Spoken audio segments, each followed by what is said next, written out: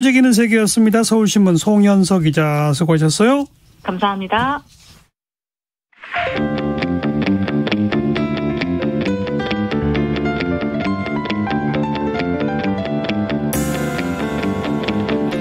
돌아가지 않습니다. 직진 본능 직설하고. 말 돌리지 않습니다. 할 말은 합니다. 일요일을 책임져 주시는 직진 본능 직설하고의 두 분, 인사이트 K의 배종찬 연구소장, 대구 가톨릭대 장성철 특임 교수 두 분 나오셨습니다. 어서 오십시오. 안녕하세요. 안녕하십니까. 예, 우리 장 교수가 몇 주 전부터 그 이재명 후보가 출마하느냐, 몫이 인천에 나오느냐 질문할 때마다 아주 큰 소리로 네. 안 나와요 막 그랬지 않습니까? 아니 제가 안 나오라고 한 게 아니라 평론가의 입장에서는 나오면 안 되는데 제가 참모라면 무조건 나오라고 하겠다라고 계속 저 이러고 다녔는데요. 아니 일단 우리 방송에서는 그랬어요? 제 말이 끝나자마자 안 나와요 막 이랬었거든요. 그냥 안 나오다는 안 나와요. 자, 오늘 오전 11시 이재명 전 후보 출마 선언한 목소리, 또 안철수 인수위원장의 목소리 한번 들어보죠. 존경하는 계양 구민 그리고 인천 시민 여러분, 국민 여러분, 저의 정치적 안위를 고려해서 지방선거와 거리를 두라는 조언이 많았습니다. 저 역시도 조기 복귀에 부정적이었던 것 사실입니다. 그러나 당이 처한 어려움과 지금 이 위태로운 지방선거 상황을 도저히 외면할 수 없었습니다.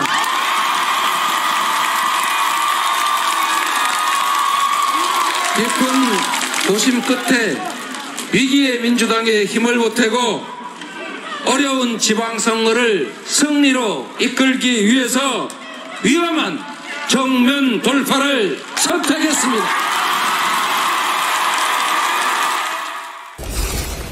제가 인수위 업무를 끝내고 난 다음에는 이 지방선거에 대해서 지원을 하겠다고 여러 차례 제가 말씀을 드렸었습니다. 그 김은혜 후보께서 경기도지사 후보로 나서시면서 경기도뿐만 아니라 수도권 승리를 위해서 제가 분당갑에 출마해 달라는 그런 당 안팎의 진정 어린 그런 요청들이 계속 이어지고 있습니다. 그래서 저는 분당갑뿐만 아니라 경기도를 포함한 수도권의 그 선거 승리를 위해서는 제 몸을 던질 생각입니다. 네, 앞서 이재명 후보, 이제 후보라고 불러야죠. 그죠? 네. 2달 전에는 대선 후보, 지금은 이제 보궐선거 후보. 네. 그 대중연설 목소리 정확히 2달 만에 듣네요. 59일 만입니다. 그죠? 네. 그 연설 끝나고 아마 기자들하고 만난 모양인데 대선 지고 나서 매일 집에만 있고 오늘이 딱 4번째 현관문 밖을 나온 거라고 이렇게 얘기를 하더라고요. 두문불출했었던 모양인데 네. 그렇죠. 출마를 결심한 거. 자, 우리 장 교수부터. 저는 평론가적인 입장에서는 안 나오는 게 좋은데 비판할 수밖에 없어요. 왜냐하면 대선 후보까지 하신 분이 59일 만에 다시 배지를 달겠다라는 것이 옳은 선택이냐라는 건데, 제가 만약 이재명 후보의 참모라면은 계속 저 주장했거든요. 이건 나와야 된다. 배지 달아야 된다. 왜냐하면 지금 사법적인 리스크가 너무 크다. 사법 리스크 때문에. 예, 지금 성남FC 사건 때문에 성남시청 지금 압수수색 했죠. 버카 사건 때문에 지금 경기도청 압수수색 했죠. 지금 수사권을 4개월 후에는 뺏기는 검찰이 대장송 수사하고 있거든요. 예. 그 수사 눈치 안 보고 막 무차별적으로 할 것 같아요. 그런 것들에 대한 위험 신호를 본인이 본능적으로 감지를 했다. 국회의원이 되면 수사를 어쨌든 좀 미룰 수는 있는 거죠. 불체포 특권이 있고요. 뭐 예를 들면 면책 특권. 네, 또 조사받으러 나오러 갈 때 회의 때문에 못 나간다 할 수 있고. 미룰 수는 있죠. 계속 제 옆에는 이러한 국회의원들, 제 측근들이 있어요라고 하고 기자들과 항상 소통할 수 있어서 본인의 입장과 얘기를 할 수가 있습니다. 그러한 보호막과 갑옷이 필요했다라고 보여집니다. 저는 이렇게 보거든요. 그러니까 저는 나왔다라기보다는 불러냈다. 예. 그러니까 윤석열 당선이 이제 화요일부터는 윤석열 대통령입니다. 윤석열 그렇죠. 당선인의 지지율이 지금 직무수행 지지율이 당선인 지지율이 60, 70 됐다면 저는 안 나왔을 것 같아요. 예. 그리고 윤석열 당선인이 아예 못을 박아서 뭐 정치 보복이라는 거 있을 수 없다. 저는 검찰이 아니라 전 국민의 대통령, 전 국민의 대통령으로서 역대 어떤 대통령보다도 더 성공적인 직무 수행을 하겠다. 그러면 나올 명분이 없는 거예요. 이재명 후보가. 그런데 계속 대결 구도가 되고 있거든요. 그렇죠. 그러니까 장성재 교수님 말씀하신 대로 수사가 되고 있거든요. 좀 한동훈 후보자가 있거든요. 그러다 보니까 이건 전쟁이구나. 네. 전쟁은 무조건 이겨야 되는 거지 전쟁은 회피할 수가 없습니다. 게다가 총괄 선대위원장까지 맡았다는 얘기는 자신의 인천 계양을 선거뿐 아니라 오늘 뭐 연설에서도 그렇고 기자간담회에서도 그렇고 전국을 돌면서 아마 과반 승리를 이끌겠다 그렇죠. 이런 얘기를 했거든요. 예, 그렇습니다. 그게 왜냐하면 지방선거가 사실상 이게 전쟁이라는 말씀 드렸지 않습니까? 대선 전쟁과 그리고 2020년에 총선 전쟁에 이어서 이제 지방 권력을 가늠하기 때문에 이재명 후보로서는 미래를 위해서라도 물러설 수가 없는 거죠. 그러니까 참 이런 상황이 된 건 안타까운 겁니다. 또 전쟁이죠. 국민들은 계속 필요한 겁니다. 그러니까 이 상황을 보면은 대선의 연장이 돼버렸다. 그렇죠. 지방선거가. 예. 그렇게 보여집니다. 민주당 지지층을 결집을 시켜가지고 지방선거 때 최대한 투표장으로 나오게 하면 우리 민주당이 이길 수 있어. 라고 판단한 거죠. 판단을 한 것 같습니다. 하지만 그러한 행위에 대해서 중도층이 과연 어떻게 반응을 할 것인지 좀 취임 이후에 여러 가지 상황들을 고려해 보고 판단해 봐야 될 것 같아요. 여론의 흐름이 어떨지 저도 상당히 궁금합니다. 참 안타까운 게 뭐냐면 검찰 수사권 기소권은 여론이 그렇게 호의적이지 않거든요. 이럴 때 인사 관련된 부분 그리고 정책 관련 부분을 더 통 크게 그리고 인사 관련 부분을 지금까지도 조치를 취하지 않는 게 참 답답하거든요. 국민들은. 우리 좀 이따 또 하고요.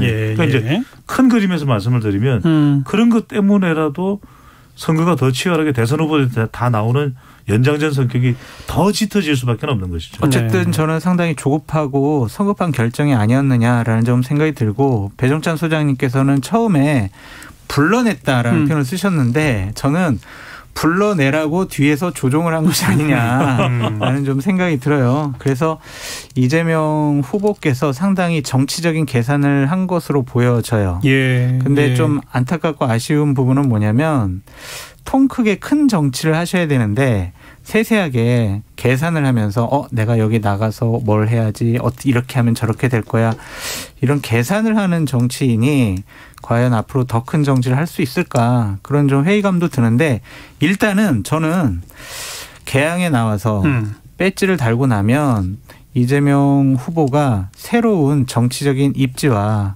길이 트일 것이다 라고는 전망해 봅니다. 그러니까 정치적인 셈법을 떠나서 저는 피할 수 없는 길인 거죠. 그러니까 안철수 위원장은 왜 분당 갑에 나가겠습니까? 할 일이 없잖아요. 아니 그러니까요. 저는 그 말씀을 드리는 게 지금 안 위원장도 그렇고 이재명 후보도 그렇고 저는 위기 상태라고 보는 거죠. 위기 상태일 수밖에 없는 것이 전쟁 상태에서 이걸 외면한다? 그러면 무책임하다고 할 것이고 안철수 위원장도 비빌 언덕이 있어야 되지 않겠습니까? 그렇다면은 원내에 진입을 해야 그렇죠. 내년 전당대회에 나가서 당대표 도전도 할 수 있는 것이고 또 하나 저는 중요한 것이 지금 합당이 된다 그러면 국민의당은 정치적인 위세가 상당히 위축될 수밖에 아무런 배려가 없습니다. 심지어 지금 이태규 의원까지도 반발을 하고 있는 상태거든요. 그렇다면 결국 저는 안철수 위원장이 자기 살 길을 찾을 수밖에 없다. 결국은 저는 이런 환경에 내몰리게 된 것이 결국 선택을 할 수밖에 없는 상황인 거죠. 먼저 이재명 후보부터 요약하자면 그러니까 윤석열 정부의 출범이 쾌조의 스타트라면 출마 명분이 없었을 것이다. 없었을 것 같아요. 그러나 윤석열 정부의 출범부터 국민의 동의를 별로 얻지 못하는 상황이 되니까 그렇다면 지방선거에 해볼 만하다는 판단하에 전략적 지휘부를 내보낸 것이다라는 해석이 큰 해석이고 작은 해석은 개인의 사법 리스크를 막기 위해서 어쨌든 국회의원 자격이라도 하나 얻으려고 뭐 이렇게 양극단의 해석이 있을 수 있단 말이에요. 그 양극단 해석 가운데 중도층이 어느 쪽 편을 더 드느냐 결국 이거 아니에요. 그렇죠. 개인적인 안위가 저는 가장 큰 이번 결심의 선택의 포인트였다라고 보여지고요. 오늘 이제 출마 명분을 몇 가지 얘기하셨는데 아마 국민의힘에서 여러 가지 또 이준석 대표가 조롱과 비아냥 섞인 반응을 보일 수밖에 없을 것 같아요. 예를 들면은 어려운 지방선거를 이기기 위해 위험한 정면 돌파를 결심을 했다라고 얘기했잖아요. 예. 인천 계양을은요 민주당 계열에서 한 번도 선거에 진 적이 없어요. 예를 들면 대구 계양을이라면 정말 위험한 정면 돌파가 되겠죠. 인천 지역이잖아요. 한 번도 진 적이 없잖아요. 여기가 대구에 어떻게 계양을이 있나요? 없죠. 아니, 예를 들면 예를 든 겁니다. 네. 그래서 저는 위험한 정면 돌파도 아니다라는 생각이 들고 복잡하면 큰 길로 가라. 그 책임의 길로 간다. 이런 식도 얘기를 했는데 과연 이렇게 지방선거가 치러지고 있는 과정 중에서 보궐선거에 나가는 것이 큰 길로 가는 길인지 회의적입니다. 그 계양을 얘기에 대해서 한번. 저도 이제 역대 대선 이후와 비슷한 일반적인 상황이라면 이재명 후보가 전 나오기 힘들었다고 봐요. 그리고 나온다 하더라도 오히려 더 비판의 여론의 도마 위에 올랐을 것이다. 그런데 왜 계양을일까? 계양을이 중요한 게 아니에요. 지금 이재명 후보는 전국 선거입니다. 특히 경기도를 지면 사실상 자신의 미래 권력이 끝장나는 거랑 다름없거든요. 그런데 지역구를 근근히 이기는 곳에 간다. 이기기도 쉽지 않을 뿐만 아니라 다른 지역은 신경도 못 쓰는 거죠. 예. 적어도 이건 이제 우리가 분석상 말씀드리는 겁니다. 계양을이라고 하는 지역이기 때문에 오히려 예전에 YS 같은 경우에는 YS가 자기 지역구 부산의 자기 지역구 돌봅니까? 아닙니다. 전국을 다닙니다. DJ도 마찬가지고요. 예. 그러니까 이재명 후보에게 주어진 요구는 뭐냐면 당에서 전략공천을 줬지 않습니까? 공천을 준 이유는 계양을이 쉬우니까 나가서 당선되십시오가 아닙니다. 전국을 다니세요. 전국을 다니세요. 그래서 어떻게든 좀 이번 더불어민주당 지방선거를 좀 그래도 성적이 좋게 최선을 다할 수 있는 결과를 나올 수 있도록 도와주는 역할이 당신 역할이다. 그 주문인 거죠. 만약 분당갑에 나가게 되면 선거 기간 내내 분당에만 있어야 된다. 그런 거죠. 분당에 내내 있어도 이기기가 어려운 곳이에요. 쉽지 않은 곳이니까. 아니, 당군 이래 최대 치적 사업을 한 성남에서 왜 본인이 위험하다고 생각하는지 이해가 되질 않습니다. 당군 이래 치적 사업은 많았겠죠. 본인 입으로 그랬잖아요. 전국 고속도로도 있고 뭐 많죠. 본인 입으로 그랬잖아요. 본인이요? 네. 아무튼 정말 59일 만에 다시 그 목소리를 듣게 됐고요. 이제 잠시 후 2시 반에는 이제 안철수 전 인수위원장이죠. 아직 해단식 했으니까 전 인수위원장 맞군요. 전 인수위원장입니다. 이 2시 반에는 이제 분당갑 출마에 대한 변을 또 밝힐 거라고 하는데 아까 장 교수는 뭐 할 일이 없잖아요. 이런 표현까지 썼어요. 정관영 앵커님 너무 편파적으로 진행하신다라는 뭐요? 생각이 드는데 제가 안철수 위원장이 분당갑에 출마할 거다. 라고 예측을 한 게 4월 26일 제 공식적인 페이스북에다가 그렇게 제가 제일 먼저 예측을 했어요. 근데 그 얘기는 안 하시고 제가 이재명 후보 뭐 안 나와요 그랬다고 저번 얘기만 하시고 이게 너무 편파적인 진행을 하신다. 라는 것부터 좀 밝혀주고. 장 교수의 페이스북을 일일이 다 읽어야 됩니까? 작가님 좀 준비 좀 해주시지 그러셨어요. 자, 그런데 그러니까 4월 26일 안철수는 분당갑 나갈 거다라고 예측했잖아요. 그때부터 이미 그러면 안철수는 다른 건 할 일이 없기 때문이라고 전망했던 거예요? 그것도 그렇고요. 본인들 실무진들한테 내가 분당갑 나갈 테니까 준비 좀 해달라라고 미리 얘기를 해놨어요. 네. 그리고 윤석열 당선인과 미리 만나서 분당갑에 나가는 것에 대해서 상의도 하고 이해, 양해, 용인, 상의 이런 것들을 다 끝내놨더라고요. 그런 정보를 입수해가지고 제가 얘기를 한 거였고요. 저는 이번에 만약에 분당갑에 나가지 않으면 정말 다음번 전당대회나 아니면 총선까지 뭐 정치적으로 할 일이 이벤트가 없어요. 이벤트가. 뭐 할 일이 없어요. 그러니까 본인으로서는 김은혜 의원이 정말 경기도지사 나간 게 본인의 정치적인 입지에 로드맵에 상당히 큰 도움을 줬다라고 판단할 수밖에 없습니다. 근데 이제 이렇게 된 과정을 또 이것 역시 해석하기에 따라서 후보 사퇴하고 윤석열 당선자를 만들었는데 공동정부라고 했는데 인수위원장과 인수위원 8명까지만 그 정신이 구현되고 그 이후로는 한 건도 요구사항이 받아들여지지 않았기 때문에 떠밀려 간 것이다라는 해석이 있는가 하면 또 한편에서는 떠밀렸다기보다는 본인이 선택한 거다. 뭐 이렇게 해석하는 것도 있어요. 그건요. 그러니까 이제 전자로 보는 시각도 있습니다. 그러니까 이제 이른바 다른 배려를 하기가 힘들기 때문에 그동안 심지어는 뭐 안철수 전 인수위원장의 특유의 발언도 나왔지 않습니까? 실망입니다. 실망입니다. 안 똑같아요. 네. 이렇게 되면은 상당히 공동정부나 지금 국정수행 기대감이나 이제 화요일부터는 지지율이 될 텐데 윤석열 정부로서는 상당히 부담스럽거든요. 그런 만큼 이 정도라도 배려를 할 수밖에 없는 것이고 한편으로는 정말 다른 특별한 공동정부에 대한 배려가 없는 상황에서 안철수 후보 전 인수위원장은 지푸라기라도 짚는 그렇죠. 심정인 거죠. 예. 정말 좋은 기회가 왔죠. 그런데 윤석열 당선인 측에서는 네. 사실상 대선 전에 공동정부 약속을 구현하려고 조금 더 배려했어야 맞는 거 아니에요? 그렇죠. 지금 본인이 통합적 출발이 못 되고 국민적 평가가 낮은 이유 중에 하나가 이런 것도 있는 거 아닙니까? 근데 본인이 처음에 좀 너무 성급하게 인수위원장직을 처음 받으면서 저는 국무총리 안 할래요라고 얘기한 게 컸던 것 같아요. 근데 그것도 해석이 엇갈려요. 총리 안 시켜준다고 하니까 안 할래요라고 말했다는 설도 근데요, 있고. 잠깐만요. 네. 설령 윤석열 당선인 측에서 안철수 뭐 총리까지 시켜 인수위원장 준 거면 그냥 우리 은혜 갚은 거 아니야? 그렇게 생각할 수도 있어요. 그러나 대통령이 되겠다는 분이라면요. 그러한 어려움과 견제를 뚫고 나갔어야 돼요. 그래서 본인이 하겠다. 그럼요. 그걸 정치적으로 뚫고 나가야죠. 근데 그래서 근데 저쪽에서 안 줄 것 같으니까 나 안 할래. 안 한다고 해야지. 이게 맞습니까? 지금 국무총리 본인이 한다고 했으면은 장관 후보자들도 3-4명 정도 자기 그룹으로 딱 정리할 수 있었어요. 장 교수님 죄송합니다. 실망입니다. 네. 실망입니다. 왜요? 저는 왜냐하면 과연 안철수 인수위원장의 그 국무총리 자리가 당연시 됐을까요? 저는 아니라고 봐요. 왜냐하면 권성동 원내대표 뭐라 그랬습니까? 그러니까요. 인수위원장에서 더 욕심내는 것은 과하다는 이야기를 한 것이고. 그러니까 그 말은 안철수 위원장이 총리 도전을 적극적으로 밀어붙였어도 안 됐을 거다? 저는 그럴 수 있었을 것 같아요. 왜냐하면 아니 기왕 줄 차리면 아예 인수위원회 만들면서 인수위원장은 국무총리가 인수위원장입니다. 이거 한마디만 당선인 한마디만 나왔으면 결정 나는 거 아닙니까? 그리고 저는 더 크게 보건복지부 장관과 과학기술 관련 장관은 추천한다고 했었잖아요. 그런데 안 받아들였는데 지금 보건복지부 장관 후보자 누굽니까? 지금 논란이 좀 많죠. 그러니까요. 제가 또 내부 사정을 얘기해야 되나?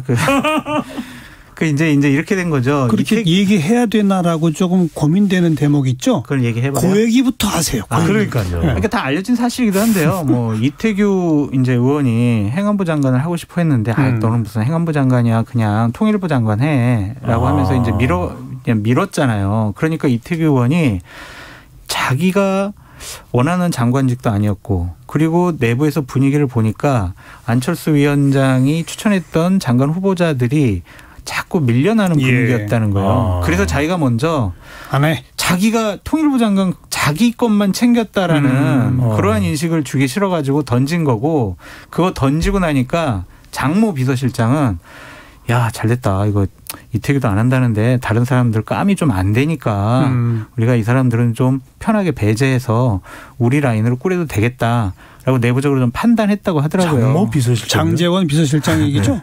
그죠? 그걸 이름을 꼭 뭐 밝히십니까? 아니 장 씨가 가진 비서실장이 한 명밖에 더 있습니까? 그렇죠.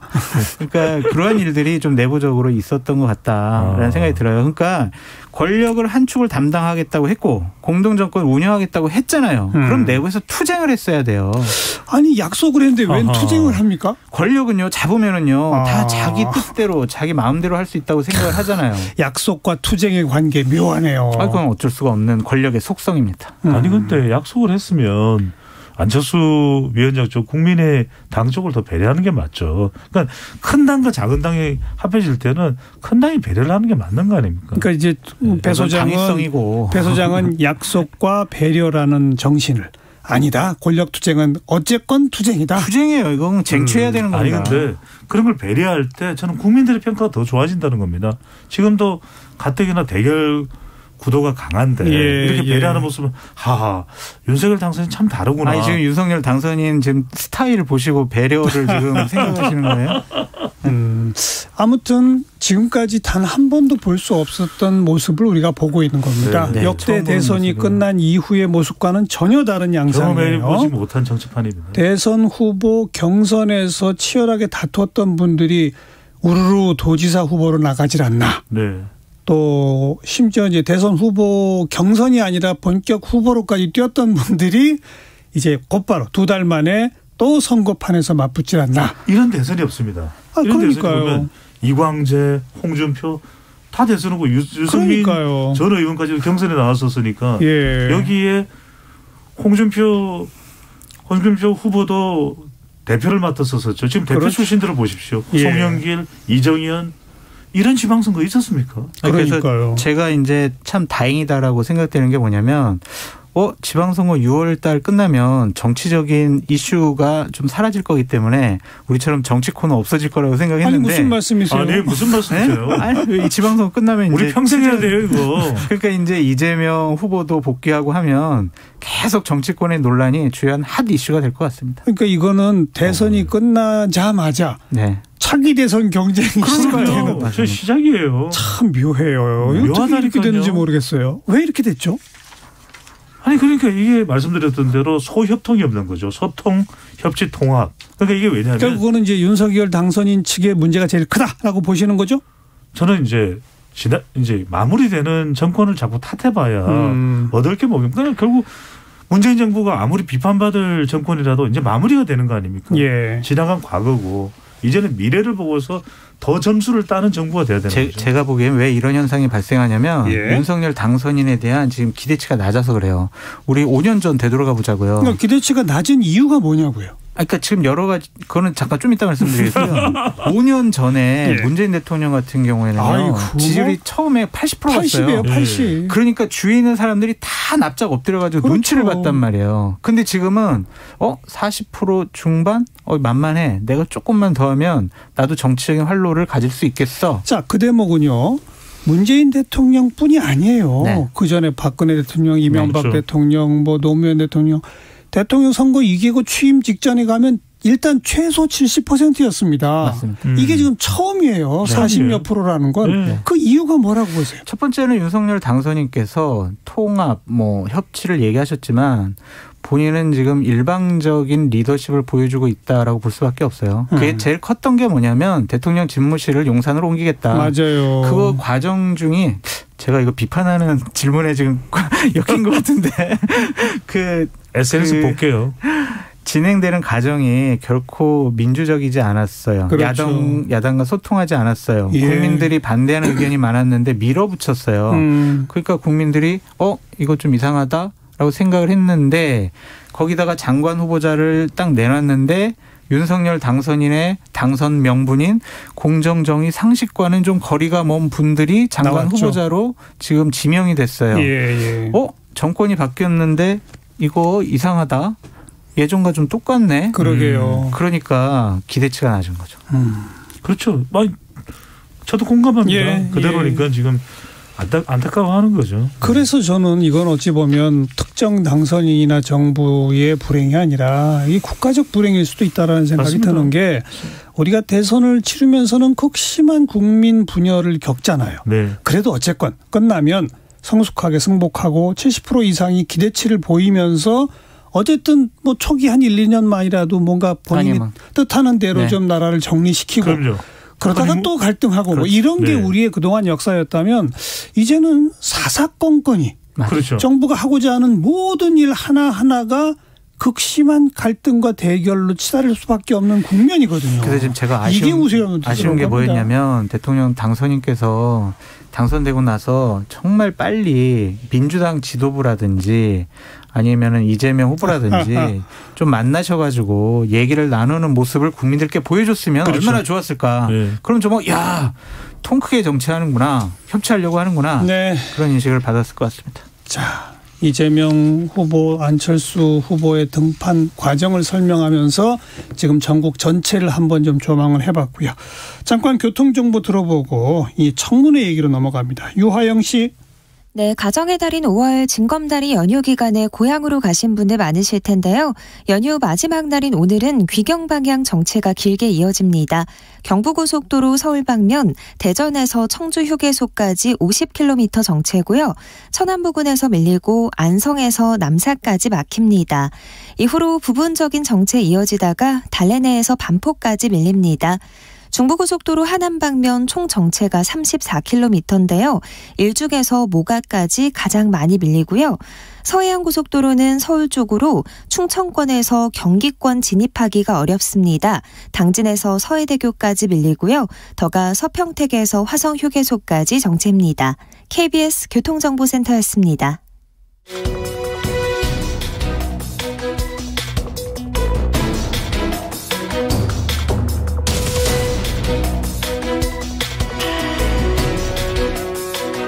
여러분께서는 직진 본능 직설하고를 듣고 계십니다.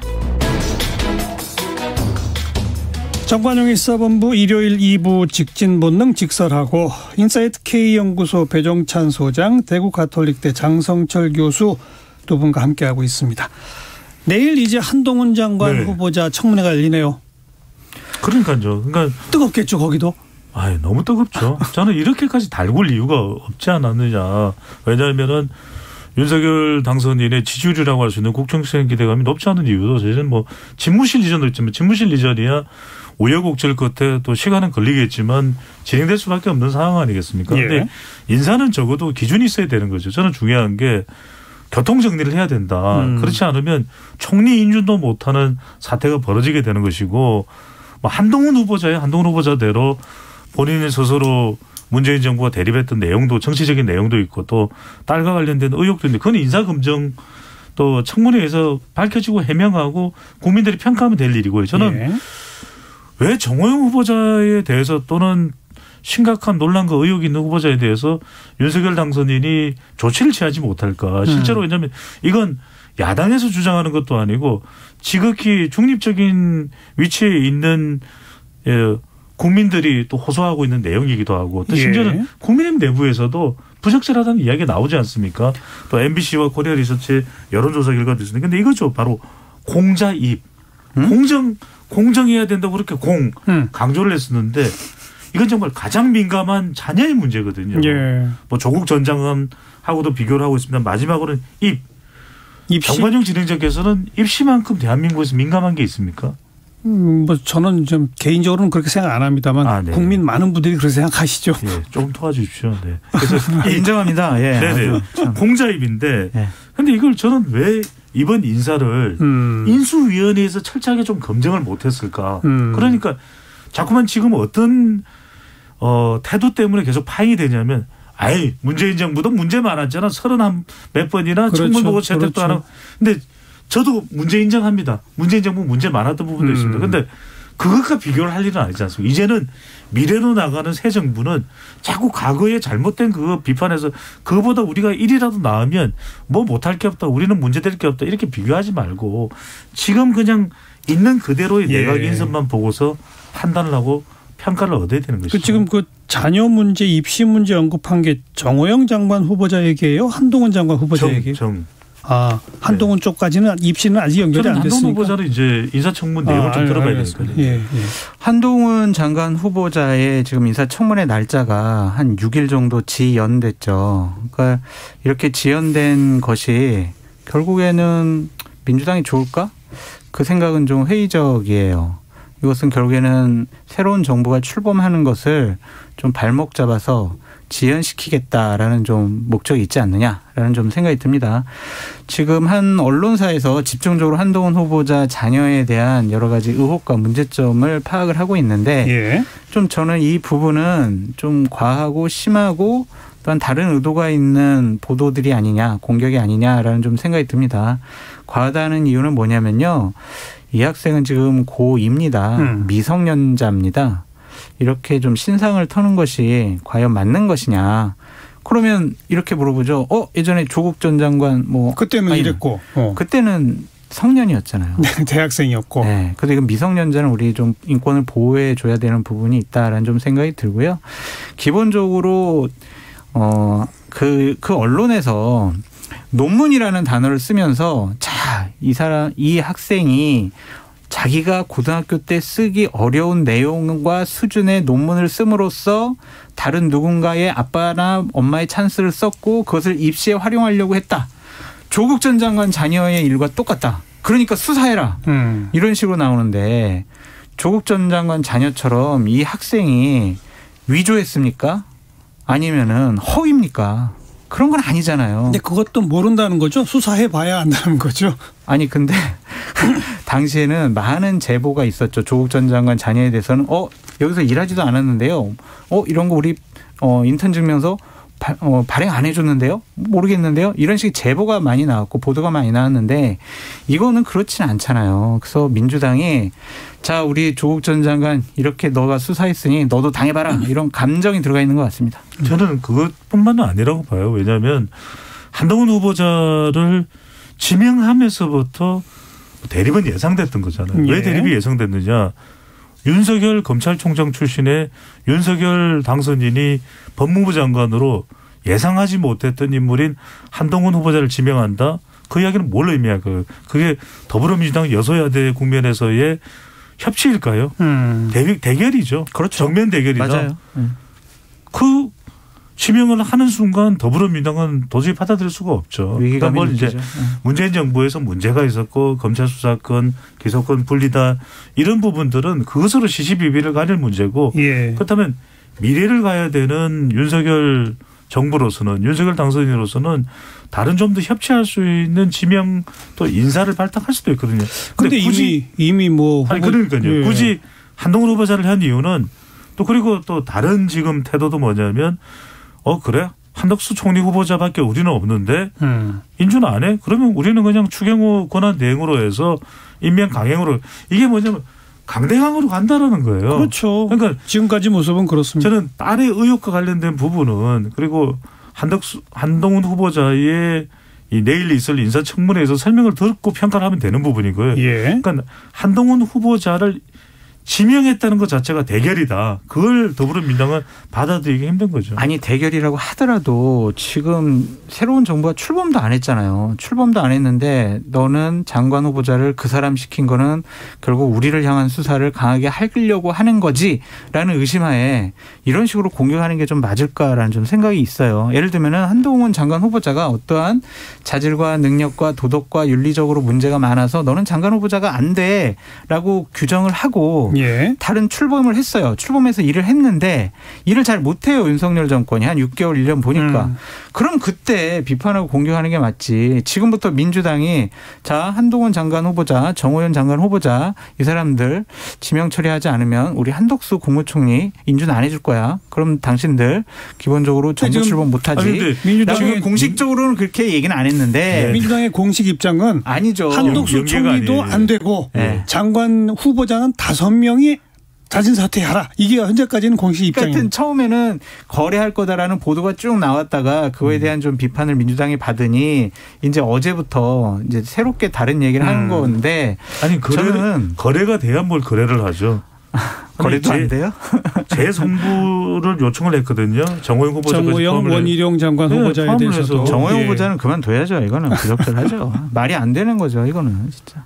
그러니까 이런 부분은 정리 스스로 해야 돼요. 제가 납득이 안 가는 부분은 여론조사 결과도 계속 나오고 있거든요. 이게 국민 여론입니다. 어디서 속임수로 눈 가리고 아웅해서 만들어낸 조사 결과 아니라 아까도 말씀드렸듯이 MBC 여론조사 결과입니다. 정호영 후보자에 대해서 적합한지 적합하지 않은지 이제 들어가면 제가 수치를 말씀드리면 개요를 잘 말씀드려야 돼가지고 확인하실 수가 있는데 그러니까 이런 여론조사 결과를 보고 지금 심지어는 장성철 교수께서도 아니 저 부적절하다는 이야기를 하고 있거든요. 그런데 왜 조치가 안 되죠?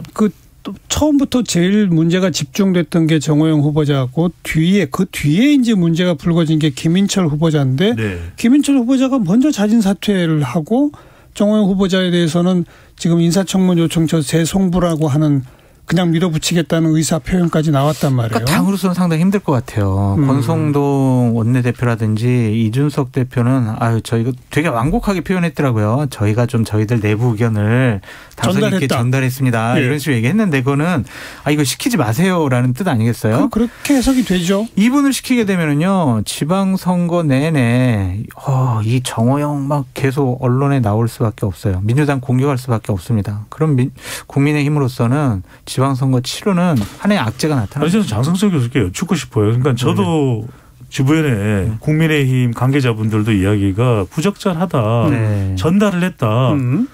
전달을 했는데 조치를 취하지 않는 이유가 뭡니까? 그만큼 뭐 당선인의 예. 고집과 신념이 강하다라고 아니 볼 근데 수밖에 국민만 보고 가겠다 그랬잖아요. 다른 국민 여론조사 결과가 부적절하고 나오는데 저도 이해가 안 갑니다. 다른 어떤 자료가 있어야 되는 겁니까? 당선인께서 생각을 좀 바꿔주셨으면 좋겠다. 그러니까 모든 걸 재판으로 결정을 해야 되는 겁니까? 모든 걸 수사로 결정해야 되는 겁니까? 출범도 아닌데 너무 이렇게 심하게 공격하지 마세요. 근데 지금 정호영 장관 후보자가 유독 문제가 좀 집중되니까 거기만 문제를 풀면 뭐 한덕수 총리까지 나머지 문제가 다 풀리는 국면이라고 봐야 돼요. 그렇지 않은 국면이라고 봐야 돼요. 근데 그거를 또 그런 식으로 막 계산을 하고 딜을 하고 뭐 분석을 하고 이게 맞습니까? 아니 그런데 정치는 현실이잖아요. 아니, 그렇더라도 자질이 안 되고 자격이 안 되고 국민들이 반대를 하면 그 뜻을 따라가는 게 맞지. 국민의 뜻에 맞서게 되면은요. 아니 그러니까 결국에는 이건 같은 취지로 지금 정호영 장관 후보자는 안 된다고 장 교수도 얘기한 거 아니에요. 네. 그러니까 그럼 정호영 장관 후보자만 지명 철회를 한다든지 네. 라고 하면 민주당이 명분을 잃게 되는 거냐. 저는 그렇게 가기에는 너무 늦은 것 같아요. 너무 늦었다. 적어도 다른 사람까지 한 일주일 전이나 2주일 전에 그렇게 했더라면 예. 정호영 후보자만 처리되고 추가 처리되고 김인철 후보자하고 그리고 한덕수 총리 인준이 힘겹지만 상처투성이 인준도 가능했으라고 보는데 지금은 뭐냐면 더 한덕수 총리 후보 쪽으로 집중이 돼 있어요. 지금 그런 것 같아요. 부정적인 그래서 여론이 제가 하는 얘기입니다. 더 결집돼요. 왜냐하면 그래서 저는 이해가 안 되는 게 국민 여론이 이런데 왜 신속한 조치 어떤 국정 운영은 기준이 있는 것이거든요. 적어도 예. 국민들이 이렇게 반대하고 비판 여론이 있으면 신속하게 처리하는 게 지금 이미 나은 방법인 거잖아요. 우리 배 소장 얘기처럼 이미 때를 지났다라고 한다면 네네. 이게 지금 이재명까지 등판한 지방선거 보궐선거가 20일 앞이란 말이에요. 인준 안 하죠. 제 말은 이 지금 총리 인준 뭐 장관 지명 뭐 내각 구성 이 모든 게 선거와 맞물리면서 아까 조금 아까 우리가 좀 정리하면서 이건 국가적 불행일 수 있다라고 한 것처럼 뭐 하나라도 또 어떻게 순조롭게 해결되는 것 없이 한치 양보가 없는 대결과 충돌로 가는 그 모습이 지금부터 이제 계속 펼쳐지는 거 아니냐. 강대강 대결이 계속될 수밖에 없다라고 생각이 들어서 5년 내내죠. 저희가 할 말이 참 많을 것 같다라는 생각이 듭니다. 그런데 특히 시작점만이라도 좀 안 그래야 되는데. 당선인께서 이런 생각 갖고 계시는 것 같아요. 내가 지금 초장부터 밀리게 되면 내가 국정 운영하기가 어렵다라고 생각하시는데 민심과 야당은 이겨야 될 대상이 아니라 설득을 해야 될 대상이다라고 말씀드립니다. 그거죠. 그러니까 결국은 민심은 천심입니다. 그러니까 민심을 얻으면 돼요. 예. 예. 대격돌의 전조가 자꾸만 울려 퍼지고 있다. 뭐 이렇게까지밖에 말할 수가 없겠네요. 정관용의 시사본부 일요일 2부 직진본능 직설하고 들으셨습니다. 인사이트 K 배종찬 연구소장, 대구 가톨릭대 장성철 특임교수 두 분 수고하셨습니다. 감사합니다. 고맙습니다. 네, 오늘 순서 정리하고요. 이은미의 찔레꽃 함께 듣고요. 저는 다음 주말 또 뵙죠. 안녕히 계세요.